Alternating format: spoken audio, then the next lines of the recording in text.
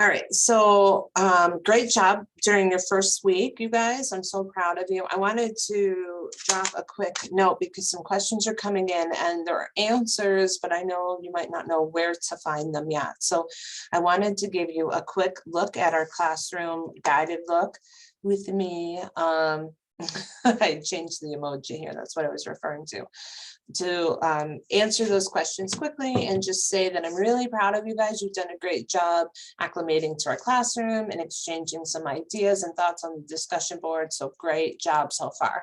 If you're unsure as to where we are, I'll always have a little Google Classroom up here announcement, and this week starts our review of chapter 3. If you're like, oh my gosh, I haven't done chapter 1 yet, don't worry, there's still time.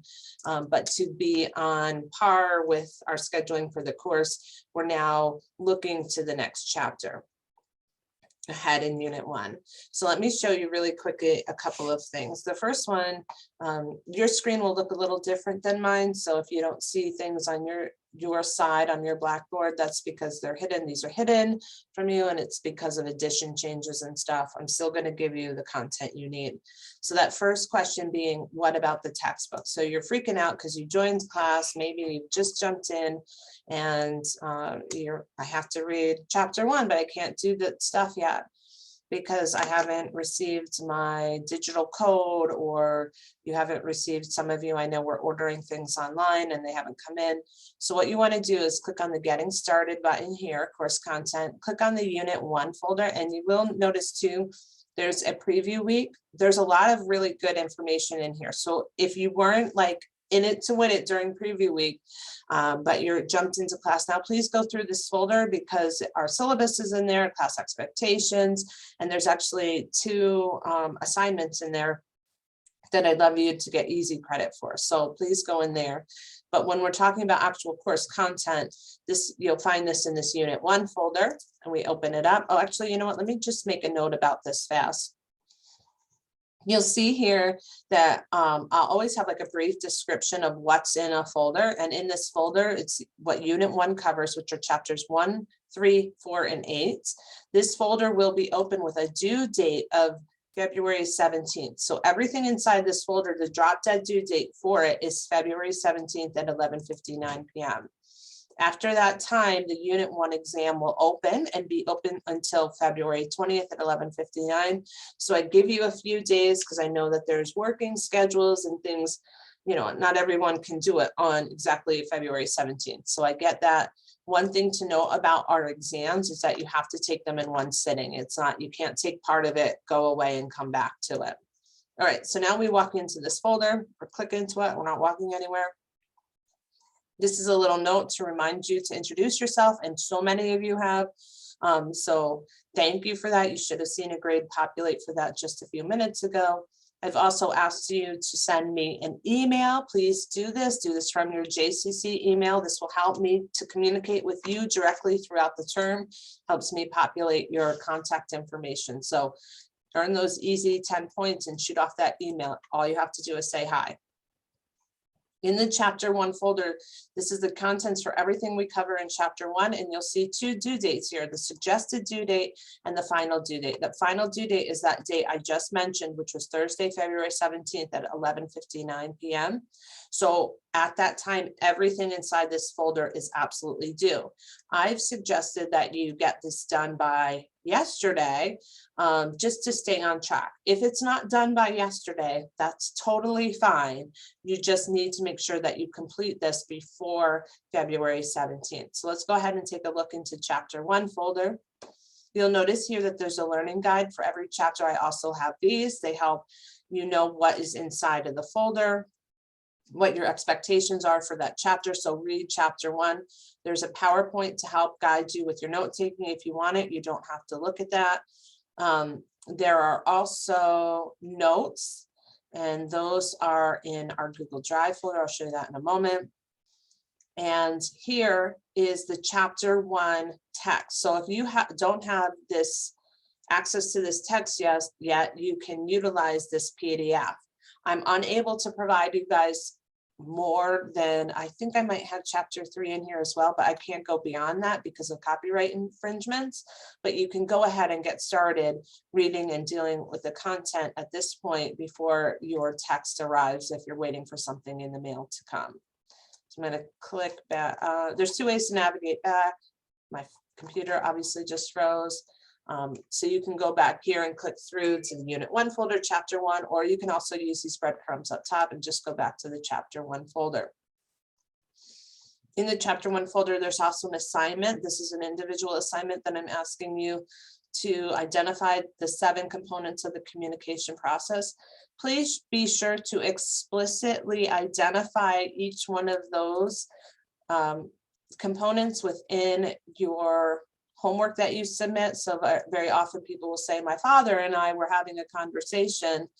So please make sure you say my father and I were the participants. So I know that you know that that's what that component is called. So you'll see here too that in this scene, Penny, participant 1, Penny is identified as a participant. It doesn't just say Penny, even though we know that she's a participant. It just helps me make sure that you know. I'd also like you to respond to this discussion of the communication process. So for a discussion, you guys did a great job introducing yourselves. In terms of the discussions, for every discussion going forward for chapter discussion, I'll ask you to respond to 2 questions or prompts, and then to 2 of your classmates. So a total of 4 posts for each chapter. You might have more opportunities depending on which chapter it is to decide which prompt that you'll respond to. But for chapter 1, there's only 2. So you have to answer both of these prompts and then respond to 2 of your classmates. So if I click into question 1 prompt, and it says here, what principles would guide your decision about whether a given communication behavior is ethical or unethical? So you write your response. Now in here, you can reply to 2 people because maybe you really liked this discussion and you didn't like the other prompt that much. You can reply and get credit for both of those student replies here. So you can have 3 posts in 1 question, if that makes sense. If you're like, I don't know, this is all a little wonky, then just respond to the response and then reply to a classmate and do that for both prompts. And again, I'm going to pop back to chapter 1. It's a little bit funky when you get into the discussions because it goes out to the forum, but what I'm going to do is jump back into here, unit 1. It's not that hard, but just showing you how to get around here. Chapter 1, discussion, journals. These are your thoughts on something, so really informal, but please do answer the whole thing and try not to do this on your phone. It drives me nuts when I know people are doing it on their phones because the autocorrects on those iPhones are a little crazy, and then I'm reading it and I'm like, oh, it doesn't sound as thoughtful as it does when you're sitting at a PC or something with a keyboard. Even though I'm asking you for your personal thoughts about it, please be cognizant and aware of your punctuation and grammar as well. Those still, I mean, those help you be an effective communicator. So I would prefer you to use good habits there. And I'm just trying to move my little Zoom menu out of the way. Now for the chapter 1 quiz, let me explain quizzes to you. So each chapter has a quiz in it and you have 3 attempts at that quiz. You might take the quiz when everything is due for chapter 1 to get it done, and that's fine, you can do that. Or you might hold on to your quizzes till right before the exam and use that as a study tool. That's fine as well. You will notice that sometimes Blackboard will auto correct you, like auto grade the quiz, and you might go, oh no, I got it right. One notorious one is in chapter 1.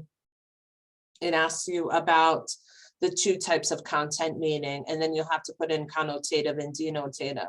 Depending on how you put those, if you put denotative first and connotative second, or flip-flop them, or an extra space, Blackboard might mark you wrong for that. I go into every quiz and will grade it personally, so you will get credit for that. Sometimes like a little misspelling will mark it wrong, but I know that you know what the word was, and I will give you credit for those right answers. So don't dismay if you know you got it right.